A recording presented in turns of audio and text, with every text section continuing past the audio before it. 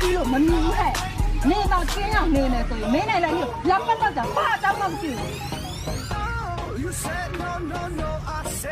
လက်ခုပ်ဆိုတော့လက်ပတ်ဒီမှမြည်တယ်လို့နေကိုသူကပြောလိုက်ထက်စီလို့မြည်လို့ညို့ပြ